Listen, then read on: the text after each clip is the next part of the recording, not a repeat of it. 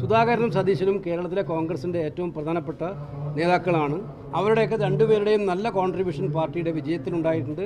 Party മുന്നോട്ട് കൊണ്ടുപോകുന്നതിൽ അവരെല്ലാവരും കഠിനാധ്വാനം ചെയ്യുന്നവരാണ്.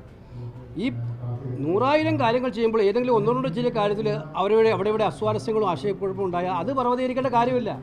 ഇതൊരു ജനാധിപത്യ പാർട്ടിയാണ്. സതീശനും സുധാകരനും മിക്കവാറും എല്ലാ കാര്യങ്ങളിലും യോജിച്ചിട്ടാണ് തീരുമാനം എടുക്കുന്നത്. ആ തീരുമാനമാണ് പുറത്തു വരുന്നത്.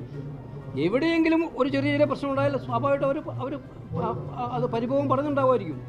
ആ പരിഭവം പരിഹരിക്കും. അത് പർവ്വതീകരിച്ച് കോൺഗ്രസ് ആകെ ആശയക്കുഴപ്പമാണെന്ന് പറയുന്നത് ഒരർത്ഥമില്ല. കോൺഗ്രസിൻ്റെ ലക്ഷ്യം വളരെ വ്യക്തമാണ്. പ്രവർത്തകരുടെ ഇലക്ഷനാണ് വരാൻ വേണ്ടി പോകുന്നത്, പഞ്ചായത്ത് മുനിസിപ്പൽ ഇലക്ഷൻ. ആ ഇലക്ഷനിൽ എല്ലാം മറന്ന് ഒറ്റക്കെട്ടായി പോരാടുക എന്നുള്ളതാണ്.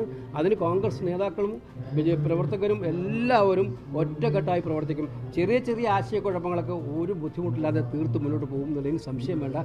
അതൊക്കെ വെറും ചായക്കോപ്പയിലെ കൊടുങ്കാറ്റ് മാത്രമായിട്ടുണ്ട്.